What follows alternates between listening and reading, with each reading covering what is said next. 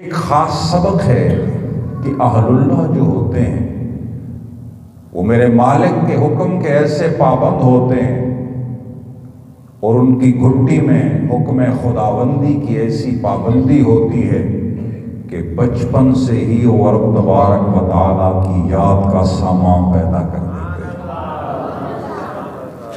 ہمارے ہاں جو معروف ہے، ہماری محافل میں مروج ہو چکا کہ مشائخ کی کرامات، ان کے تصرفات، ان کی طاقتوں کا ذکر کیا جاتا ہے، اور بالکل برحق ہے کہ وہ صاحب تصرف ہوتے ہیں، صاحب قدرت ہوتے ہیں۔ میرے امام اہل السنت مجدد دین و ملت امام احمد رضا خان القادری فتاوی کرامات غوثیہ میں فرماتے ہیں کہ سیدنا پیر دستگیر شیخ عبد القادر جیلانی رب تعالیٰ کی صفت هو القاہر فوق عبادہ کے مظہر ہیں۔ اللہ تعالیٰ کی جو صفات ہیں ان کی تجلیات اولیاء انبیاء پر پڑتی ہیں۔ اس طرح فرمایا، اور اہل اللہ جو ہوتے ہیں قاضی الحاجات، رب تعالیٰ کی صفت ہے نا قاضی الحاجات، یہ اہل اللہ اللہ تعالیٰ کی قاضی الحاجات صفات کے مظہر ہیں۔ اور پیران پیر صاحب قاضی الحاجات کے ساتھ ساتھ هو القاہر فوق عبادہ، رب تعالیٰ جو اپنے بندوں پر قاہر و غالب ہے اس کے بھی مظہر ہیں۔ جب بھی خلیفہ وقت کوئی کام کرتا اور حضور غوث اعظم اس سے راضی نہ ہوتے، ہمارے ہاں تو بڑے پروسیس سے اسمبلی میں جاتے ہیں، پھر ایک بہت بڑی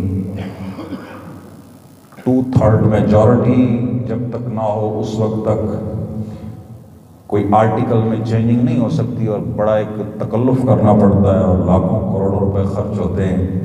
میرے پیر دستگیر کی کیا بات ہے!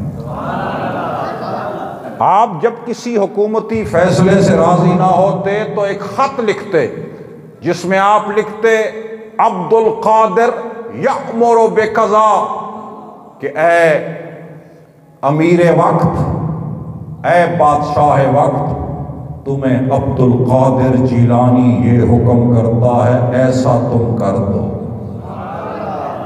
جب یہ آپ کا نورانی پرچہ مکتوب اور نوشتہ اس کے پاس پہنچتا، وہ چوم کے آنکھوں پر رکھتا اور اس پر روب طاری ہو جاتا، اور جیسا لکھا ہوتا پیران پیر صاحب کے لکھے ہوئے پر بعین ہی ویسا ہی عمل کر دیا کرتا تھا۔ یہ ان کی 11ویں شریف ہے، اور ہم خوش قسمت لوگ ہیں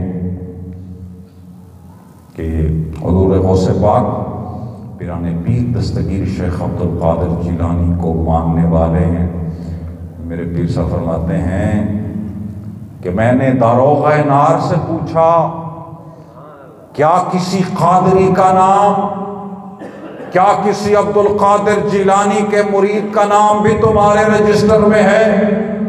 تو اس نے عرض کیا عبد القادر جیلانی نہیں، آپ کے کسی مرید کا نام جہنمیوں کی لسٹ میں نہیں ہے۔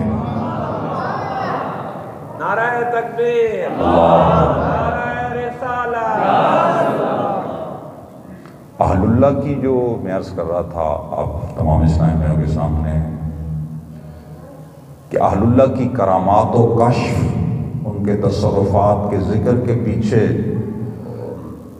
ایک کثیر مرحلہ مجاہدات کا، طلب علم کا، مخلوق خدا کی خدمت کا اور نفس کشی کا اتنا لمبا ایک زندگی ان کی گزری ہوتی ہے کہ جس کے بعد وہ تصرفات ظاہر فرماتے ہیں۔